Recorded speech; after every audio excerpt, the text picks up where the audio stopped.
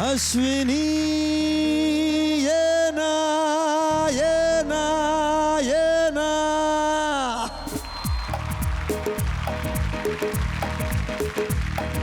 प्रिय जगू कसा तुझ्या विणा मी राणी ग अशीच जिंदगीत आणि बाणी ग तू ये ना प्रिय तू ये ग प्रिय मी तर प्रेम दीवाना रसीला दे प्यार जरासा नशीला मी तर प्रेम दीवाना रसीला दे प्यार जरासा नशीला बेल्यांची नागिन निघाली नाकोपा डोलायला लागला अरे बेल्यांची नागिन निघाली नाकोपा डोलायला लागला बेल्यांची नागिन निघाली नाकोपा डोलायला लागला बेल्यांची नागिन निघाली नाकोपा बेल्यांची नागिन निघाली नाकोपा डोलायला लागला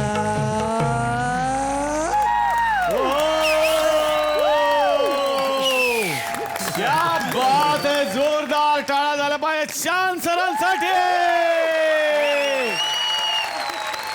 वा वा याच्यापेक्षा चला हवा येऊ द्याच्या भागाची सुरुवात कुठल्या छान पद्धतीने होऊ शकते इतकी सुरीली सुरुवात आणि ती सुद्धा इतक्या मराठमोळ्या आवाजात तीही एक असा व्यक्ती जो फक्त बॉलिवूडचा नाहीये तर तितकाच मराठीचा सुद्धा आहे कारण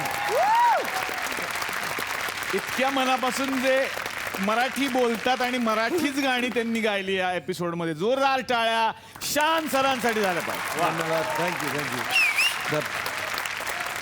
45 वर्ष महाराष्ट्रामध्येच माझं वा वा झालं ना तर महाराष्ट्रानेच झालं मग 45 वर्ष महाराष्ट्रात आहे तर मराठी आलंच पाहिजे बा. हे तर मला खूप आवडलं. तर आज सुकरटवाडीचं रंगरूप बदललेलं आहे सगळ्यांना माहिती आहे. सेट याच्या मागे हाईट झाला सगळं कारण आज इकडे सर्कस लागली आमच्याकडे. हा तिथं मला हा दिसतच आता. आणि कसं आहे आपली सर्कस असं असतं रोज सर म्हणजे काय कधी हिंदीत गायचं कधी मराठीत गायचं त्यामुळे सर्कस तर सगळ्यांची चालू आहे. कलाकार मला वाटतं की प्रत्येक कलाकार हा खऱ्या अर्थानं जोकरच असतो जो सगळ्यांचं मनोरंजन करत असतो आणि आजचा एपिसोड हा ट्रिब्यूट आहे या सगळ्या विदूषकांसाठी कारण हा कार्यक्रम 3 वर्ष चाललेला आहे. सुकरटवाडीमध्ये एक गुलकंद केबल नेटवर्क आहे सगळ्यांना माहिती आहे. केबल नेटवर्कवरती अनेक कार्यक्रम होत असतात. तर भविष्य सांगण्यासाठी आमच्याकडे एक काका येत असतात त्यांचा एक कार्यक्रम इकडे छोटासा आपण बघूयात आज कोणाच्या भविष्यात काय नमस्कार नमस्कार नमस्कार. तर आज या ठिकाणी गुलकंद केबल नेटवर्कवरती मी या गुलकंद केबल नेटवर्कचा मालक सदानंद बुच्चे अतिशय मनापासून आपल्या सगळ्यांचं स्वागत करतो. काय रे राजकारणाची टीम या ठिकाणी आज आपल्याकडे प्रमोशनसाठी आली त्यांच्यासाठी एकदा जोरदार टाळ्या वाजवल्या पाहिजे आपण.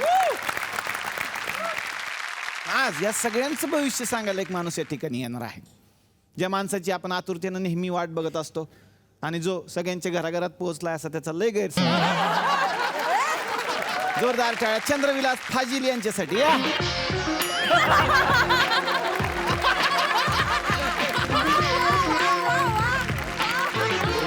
हा टॅलेंटेड माणूस हा फारच टॅलेंटेड त्यांच्या टॅलेंटसाठी एकदा जोरदार टाळ्या. सर आपण कुठे राहता? खारमध्ये राहता. समजा खारमधून इथे यायचं असेल तर किती वेळ लागतो सर सांगा? 3 तास. मॅडम तुम्ही राहता फारच त्रास खरंय. आणि मॅडम तुम्ही ठाण्यात राहता ठाण्यातून दादरला जायचं किती वेळ लागतो तुम्हाला? खूप वेळ. पाऊण तास. हा माणूस ठाण्यातून दादरला 15 मिनिटात जातो. कसा सांगा? कसा? इथं ड्रेनेज मध्ये पडला की तिथनं डायरेक्ट बाहेर. परवा पावसात काय झालं तुमचं? कशाला ते माणसं उगाच म्हणे जेलीफिश आला हे जेलीफिश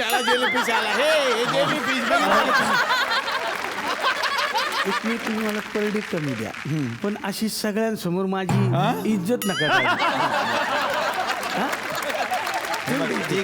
ठीक आहे यांचा पर डे कमी करा. आजपासून यांना पर डे 11 रुपये आपण देणार. काय एवढा कमी? 17 रुपये तुमचा. राहू दे ना कशाला इज्जत करता काय तुम्ही पण. 17 असू दे सोडा नका अजून नका काढू इज्जत. हा नशीब जीएसटी मी वजा नाही करत त्याच्यात. सगळ्यांचं भविष्य आपण ऐकू पण त्याआधी आपण स्थाना पण नवा काय व्हायचं? बुड टेकू आपण.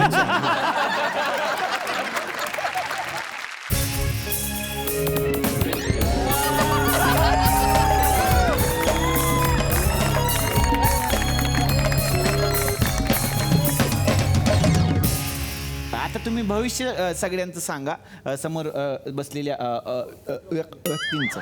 हा चले PAN card. Very good, very good. हा क्या बात आहे. आपले निखिल रत्नपुलकी.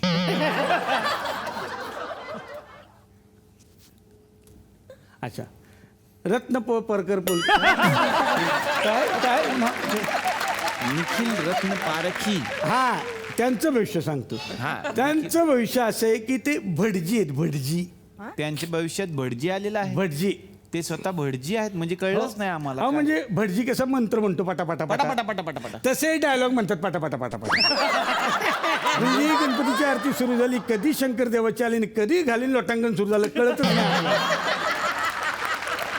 अशी गंमत आहे. म्हणजे कसं म्हणजे त्याला हात लावा, एकमेकाला हात लावा, पाणी सोडा, हां पाणी सोडा, हां फुलवा, थोडं तांदूळीच्या वरती टाका, हात जोड नमस्कार करा, आता हे घ्या फुल घ्या, परत 3 चमचे टाका.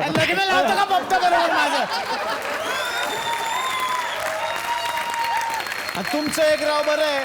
हा मला एक तुमच्याबद्दल प्रश्न आहे पोपट कंपनीबद्दल, की तुमचं समजा लग्न झालं, तुम्हाला मुलं झाली, हां तुम्ही हॉस्पिटलमध्ये बायको असेल समजा, आणि डिलिव्हरी झाल्यानंतर डॉक्टर येऊन काय म्हणत असेल, कॉंग्रॅट्स पोपट झाला.